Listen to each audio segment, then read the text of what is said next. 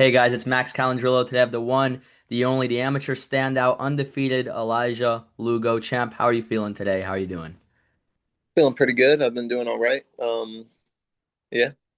Awesome, awesome. So, in my opinion, you and your brother are arguably the best kept secrets in the sport right now. You guys are really, really coming under the radar right now. Can you tell the people watching a little bit about your amateur pedigree, your amateur accomplishments, just so they know the gravity of this interview and where you're going to go in the future? So as an amateur, I had a rough start. Started when I was 8. My first 13 fights were all losses. And yeah, and my final fight of the year was going to be my last fight. If I didn't win, I was going to quit. I won split decision, and since then I've made a name for myself. I've had some of the most stoppages in amateur history, 26 national titles, and 5 international gold medals. That's absolutely tremendous, champ. 26, wow, and the most stoppages and one of the most stoppages coming off 13 defeats. I mean, I've talked to fighters in the past who ended up becoming world champions or high-level contenders, and they came, first four losses, seven losses, eight losses.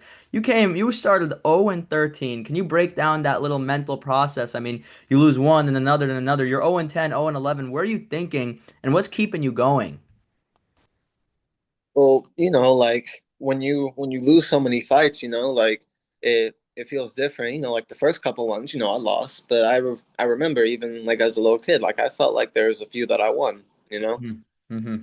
Just, like after a while, it just felt like it wasn't supposed to be. Like just the universe didn't want me to box or Mm-hmm. something like that. And looking back, I think God was just testing me. He was testing your perseverance and how far you'll go. I mean, to go from 0 and 13, that must have been really. I mean, you were in a deep hole and you really dug yourself out of that hole, and that definitely must have made you stronger. Would you think so? Oh yes, yes. If I wouldn't take back anything in my past. I wouldn't if I could go back and get an undefeated amateur career, I wouldn't do that because Mhm. those losses, those hard times, that's what's built me to be who I am. 100%. Let me ask you this. From someone who has such a strong, tremendous amateur pedigree, one of the best we've seen in modern times, to transfer to the pros, how was that adjustment? Because I know a lot of fighters, it takes some time for them to really figure out that difference. How was that adjustment for you personally? It was rough and similar to my amateur career. I considered my pro the beginning of my pro career also a little rough because there's that there's that expectation, first fight you got to knock him out in the first round. And if you don't that next fight then you knock him out. And I didn't do either. Went to Hmm. the times even though it was unanimous and it was a clear beatdown, you know, it's still like it wasn't enough for me. No, And for sure, yeah. Hmm. once again, I like that. I like that my path isn't easy. I like that I have to work hard.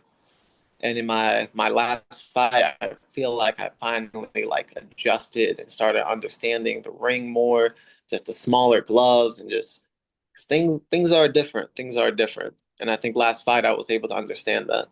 100%. And that just shows that you set high standards on yourself because even with two dominant victories, you were frustrated that we weren't able to get the knockout. And we saw in your last fight, you were able to get that knockout and break through. And now it's only gonna get easier for you to show your power in that ring and your explosivity.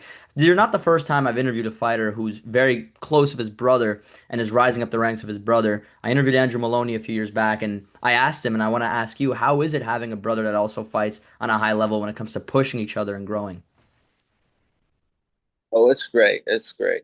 Um, it's also annoying at times. But like, we always push each other. We always love each other. We'll go at it in sparring, we'll try to kill each other, we'll help each other with stuff. And then it's always good because if I need help like with something, like if I need to work on some technique, if I need like a drill, I always have my brother who Mm-hmm. has probably the ice in America. Mm-hmm. 100%.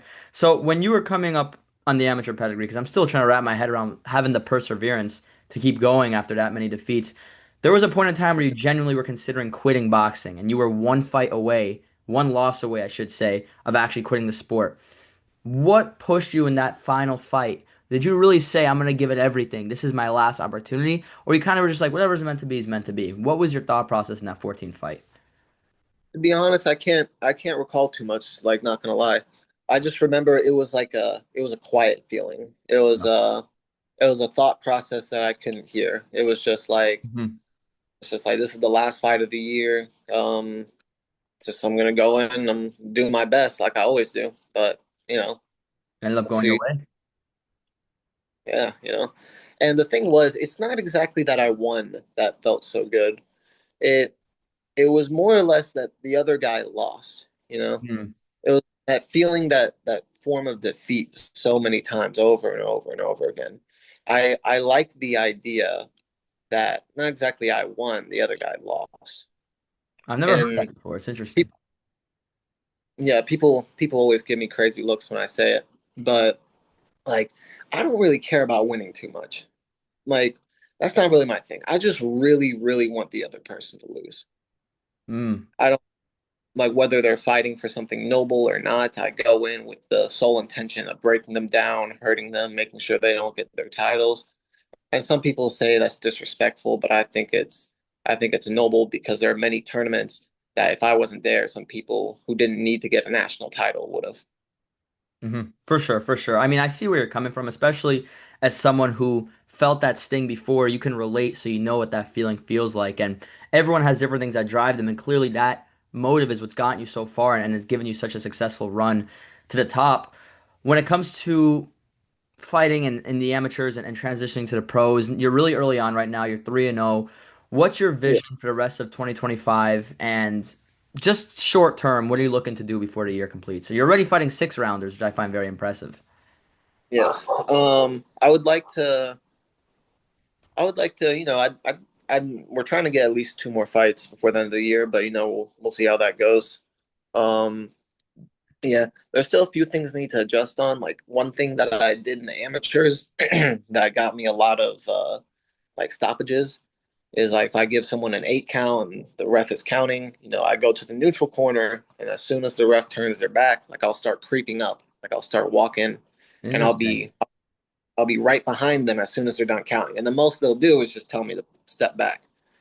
And if not, they tell me to go and I can jump right back in. But in the Mm. pros, if you so much as walk away from that corner, they stop counting, which gives the guy more time to rest. They make sure you're in that corner, which like threw me off. You know, I didn't like it too much, but I like just being right there to attack. But Interesting. That's why but you it's got so not a, many knockouts. You figured out, I'm not gonna say a loophole, but I guess a loophole might be the right way of saying it to where you were thinking smarter, not harder, and you were using what was given to you and you were successful in doing so. Is that correct, you would say? I wouldn't say a loophole, more of like a strategy, Strategy. I can't think of the word, but you know, like I found something that worked and they're like You anytime I stuck with it. use it, yeah. So what mental switch did you make that you said to yourself, you lost 13 fights, you won that first fight after. Did you say to yourself, okay, like after those 13 defeats, did you lock in a little bit harder?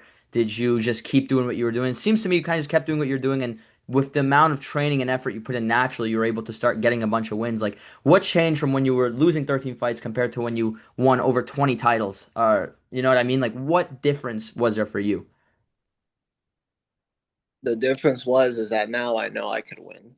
At the That time, it confidence. felt like victory was, yeah, and now it's like now I know I could win, but I can't get cocky with it because after I won, my very next fight I lost. You know, it Hmm. wasn't just like an instant transmission into glory. Of Like course. every step I've had to take has built me up, and I always think about it like every time I fight, it's like this is my last fight. Hmm. Hmm. I have to win. Yeah, it's to a point where you really realize that once you got a little overconfident, that's when you kind of got slowed down. You kind of fought that chip on your shoulder naturally, which is what was getting you that type of success, it seems to me. Because as you mentioned before, you started to win and you got a little confident, and then that's when you lost and you had to kind of re-establish what you had before. I wouldn't say it was overconfidence. I would say it was more or less like just Taking the foot off the gas a touch, just a touch. yeah. Yeah, It, and I wouldn't even say it was confidence. I would just simply say it was just the next fight yeah. because it wasn't like I was just winning everything after that. I would still be on and off, and it wasn't mindset. It was my physical. My mind has always been there. I've always been very driven. I've Hmm. always been a hard worker. and it's like I've had to use myself because a lot of people don't know this. Like I'm a slow learner. I don't pick up on stuff quickly, Hmm. but I got it. I got it. Like nothing can stop me. Do you And feel like that's yeah, go ahead. Go ahead. what you Sorry, I cut off I for a said. second. Yeah. No, no. But it's just that it's like that is what makes me me. The fact that I learn, the fact that I take my time to process and to gain strength.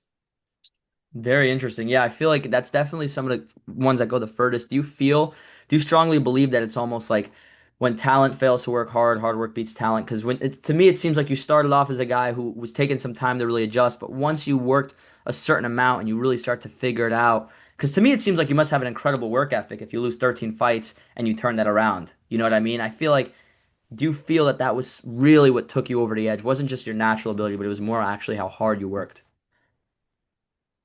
Yes, of course. Yeah. Talent is good and talent will take you far. Some people say talent is just like beginner level stuff. No, talent can take you pretty far. Hmm. But against strong hard work, it can never win. Awesome, awesome. So do we have any possible, you said two more fights before the year ends. I'm really excited to see how you go with these next two bouts and see how your career progresses. Do you have any final messages to all the fans watching overall, what to look out for, where to find you on socials, etc.? You can find me on Instagram at Kaboom Lugo. Uh, we post on there, we do our stories. Just look out for me. I'm gonna be tearing it up. We're pretty sure anytime that I fight, me and my brother will be on the same card, so you can look out for the Lugo boys anytime. Awesome. Um, and to those listening, to those who are having like a rough time, and maybe they think like this isn't for them, just know that I thought the same thing, and I've won 5 different world titles as an amateur. You know, like it is a mental thing for those of y'all who are trying their hardest and they're not seeing the results. It's coming. I promise you it's coming. Don't stop. It might feel like that it's never going to come, but I promise you it will, as long as you stay working hard. Beautiful. Thank you so much to everyone that tuned in. Make sure to stay on the lookout for the Lugo boys. They're going to be making a big splash soon. Thank you to everyone that watched.